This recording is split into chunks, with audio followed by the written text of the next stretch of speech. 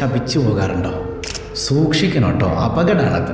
ഒരു ടോയ് വാങ്ങിക്കൊടുത്തു നോക്കുക കുഞ്ഞ് അതുകൊണ്ട് കളിക്കുകയാണ്. ചെറിയ കുട്ടിയല്ലേ, അവൻ്റെ കയ്യിൽ നിന്നത് പൊട്ടിപ്പോയിട്ടുണ്ടാവും. എല്ലാം നശിപ്പിക്കാനായിട്ടുണ്ടായതാണ്. എന്ത് വാങ്ങിക്കൊടുത്തിട്ടും കാര്യമില്ല, എല്ലാം നശിപ്പിക്കും. ചിലപ്പോൾ ഒരു ഹോംവർക്ക് ചെയ്യാൻ പറഞ്ഞു നോക്കുക, കുഞ്ഞ് തെറ്റിപ്പോയി അല്ലെങ്കിൽ ചെയ്യുന്നില്ല. ഇങ്ങനെ നടന്നോ, നന്നാവണ്ട, നീ ഒന്നും നന്നാവാനുള്ളതല്ല. ഇതൊക്കെ നിരന്തരം ചില ഉമ്മമാരുടെ ഡയലോഗുകളിൽ പെട്ടതാണ്. ഉമ്മാരതൊക്കെ മറന്നു പോന്നേ. പക്ഷേ ഇതൊരു മായ്ക്കാൻ പറ്റാത്ത മുറിവായിട്ട് കുഞ്ഞിൻ്റെ മനസ്സിൽ കിടപ്പുണ്ടാവും.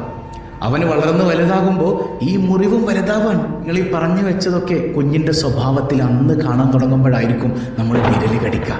അപ്പം എത്രമേൽ അപകടമാണ്. കുഞ്ഞുങ്ങൾ ആഗ്രഹിക്കുന്നത് അതൊന്നും അല്ലാന്നേ. നിങ്ങളുടെ ശാപവാക്കുകളൊക്കെ ആ കുഞ്ഞിനെന്തിനാ? ചെറിയ മനസ്സല്ലേ, അത് പൊട്ടിച്ച് കളയരുത് കേട്ടോ. ആ ഹൃദയം നിങ്ങൾ തകർത്ത് കളയരുത്. അവർക്ക് വേണ്ടത് സ്നേഹമാണ്, റെസ്പെക്റ്റാണ്, കെയറിങ് ആണ്. കുറച്ച് ക്ഷമ മതി ഇതിനൊക്കെ. നമ്മളൊന്ന് ക്ഷമിച്ചാൽ മതി. വേണ്ടാത്ത പലതിനും നമ്മൾ ക്ഷമിക്കുന്നുണ്ട്, പലരുടെയും മുമ്പിൽ ക്ഷമിക്കുന്നുണ്ട്.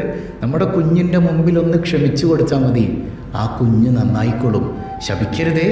മാതാപിതാക്കളുടെ പ്രാർത്ഥനകൾ പലപ്പോഴും അപകടം വിളിച്ചു വരുത്തുന്നതാണ്.